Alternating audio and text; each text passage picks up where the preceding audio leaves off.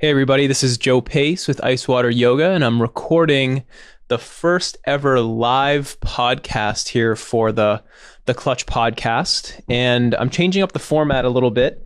As you can see, I am, or you can probably hear if you're just listening to the audio podcast, that I have my puppy with me. His name is Georgie, and he's going to be a regular guest. He's actually going to be my co-host here on the podcast, and he may actually speak every once in a while, but more than anything, he's probably just going to bite my arm and try to distract me as much as he possibly can.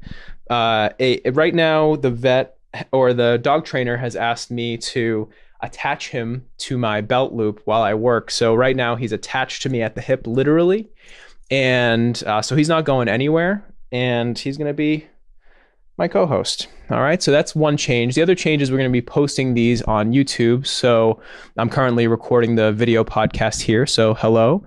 And I'm also going to have it on Instagram Live. So right now I'm on Instagram Live. And for anybody here, feel free to ask me any questions you have about yoga or about anything that we're going to be talking through as we go through on the podcast. And so a couple of the changes I'm making are for a reason. I want this podcast to have a little bit more of a live element to it, and also give me a chance to speak a little bit more. To be honest, when I interview people, I find myself wanting to talk more and speak more and share my thoughts. And people get on a podcast, they want to talk, and they have a lot of stuff to share, and I don't want to get in their way. And so I will definitely have more guests on the podcast, but I'm also going to be adding these more individual conversations as well.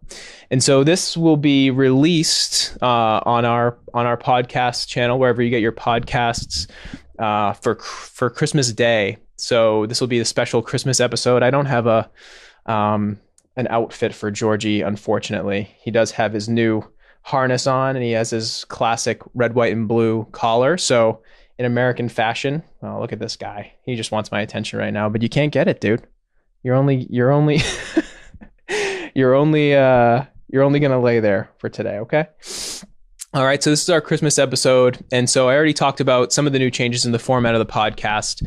I'm also going to be doing book reviews here, so I've been doing a lot of reading, and today's book we're going to be talking about is The Oxygen Advantage by Patrick McKeown, who was actually a guest on the podcast a few weeks back, and I read the book. I loved it. I think it's worth sharing, and I think all I'm going to do, or the only books I'm going to review here, are books that I really think are valuable, and I'm going to distill them down to just a few key concepts that I think are worth sharing. And so that's what I'm going to do today is discuss that. And I'll invite anybody to ask any questions. That's why I have the Instagram Live portion. It's also going to make this conversation and make these talks feel a little bit more organic. So here we go. So the oxygen advantage. First, I want to get Georgie's take. What do you think, dude? So helpful. Thank you. So there's a lot that's covered in this book, and ultimately what the book's trying to get us to do is breathe through the nose. And there's a lot of reasons for that. And I think at first that seemed a little bit obvious, the points he was making. But then as he started to talk more about how to actually breathe through the nose and some of the specific exercises and why they're important and why they may be different than how you currently breathe, it started to open up my mind a lot. And it's a lot of what he said is very different than what we get taught as yoga teachers. So I think it's really important to discuss this. And I'm going to break it down into just 3 key points, and they're all related to carbon dioxide.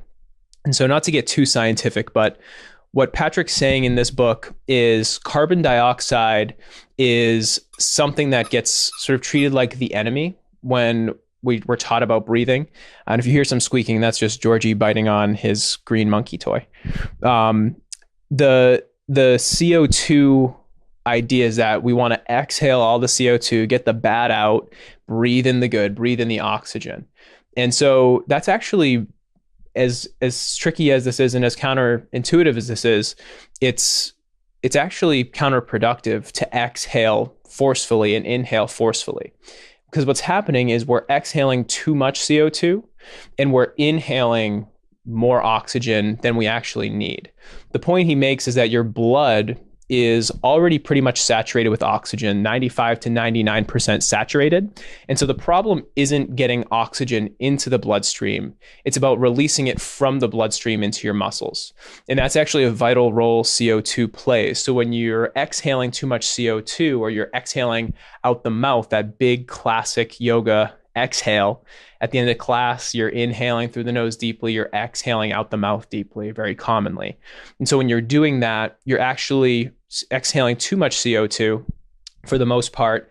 And what CO2 would be doing if you weren't exhaling it would be releasing oxygen from your bloodstream into your muscles and tissues. And that's what he describes as the Bohr effect. I believe the scientists who came up with this received the Nobel Prize for it.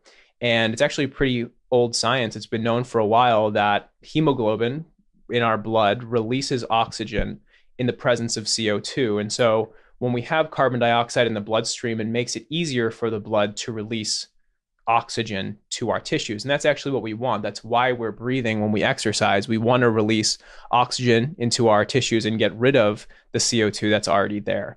So that's principle one. And this is all related to CO2. The first one is that CO2, when in the bloodstream, is going to release oxygen more easily and more efficiently in the body when we're not exhaling too much of it.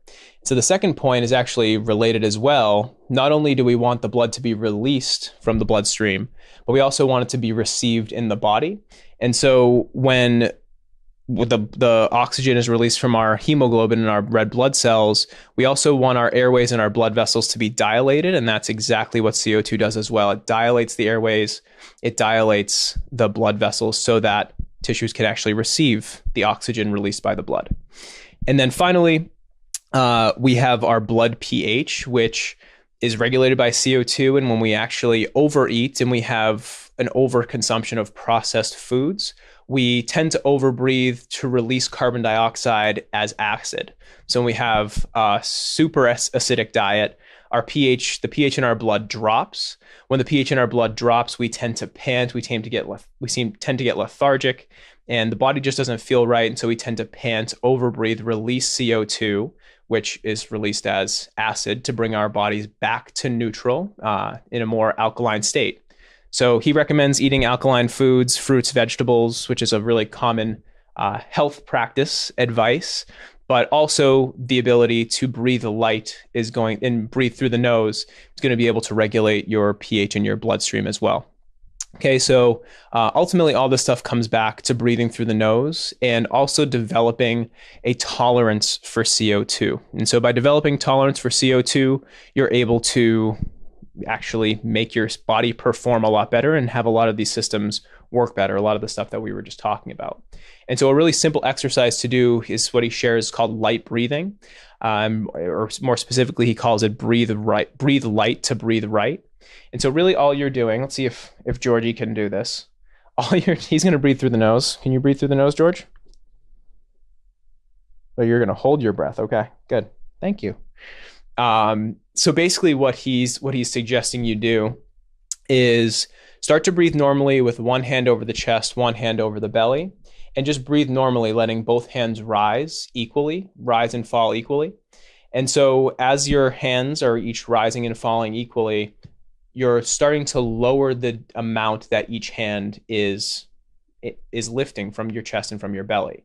And you're ultimately bringing that inhale and that exhale to as minimal of an inhale and exhale as you can, finding a medium and moderate urge for oxygen and really just a little bit of discomfort. And you're hanging out with that discomfort for as long as you can handle. And so, you can hang out with it for as long as you can handle, but you can also do it for about 5 or 10 minutes, roughly, depending on where you're at and how you feel. And that exercise is, in my opinion, and what I've experienced over just the past 2 or 3 weeks, incredibly powerful. You'll notice that your body tends to feel a lot better. You'll also notice yourself being a lot less breathless in exercise. And so that's a beautiful thing to have, is just this ability to control how you feel during exercise and control how you feel during the day just by breathing a little bit less and through the nose. And so by just nose breathing and by doing this breathe light exercise, major changes have happened for me. And so that's why I wanted to share it. And I think that's why this book is really important. So highly recommend The Oxygen Advantage. This isn't an ad. I just wanted to read it because I spoke to Patrick and I thought, hey, why not learn a little bit about what he's sharing?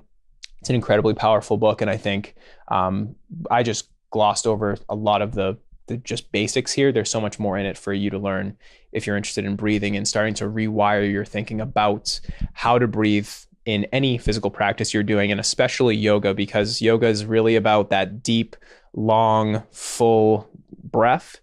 Whereas when we look back at the actual ancient texts that the yogis were all writing, it's really all about breath restraint and breath restriction. I think they were onto something with the CO2 thing. And so next time you take a deep breath and release through the mouth, try to take a lighter breath and breathe through the nose. So that's really it for today. I noticed that we have one person watching right now. Oh, and they're gone. They probably knew I was about to engage with them, so it's like, all right, see you later. So cool. Hopefully we can grow the audience a little bit more in the future on the Instagram Live portion. I'm going to continue doing this. And if you have any questions and you want to engage with me, you can email me at info@icewateryoga.com. A quick little update on Icewater Yoga. We just finished our mobile app. I'm super excited to share it with everybody.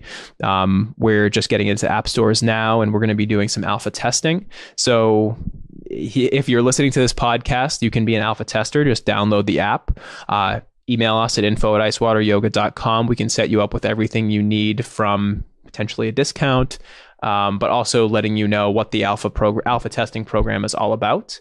And yeah, that's a huge piece of news for this week. I've been working on it for the past 8 months or so. And now that it's out or going to be out in the world, I think it's going to be a really fun time to just see how it's received. So thank you all very much for being here for the first Christmas edition. Hope this was a nice gift for you. This new breathing technique, maybe changing how you're thinking about breathing for the future. And yeah, thanks for joining in. Georgie, you want to say anything to go?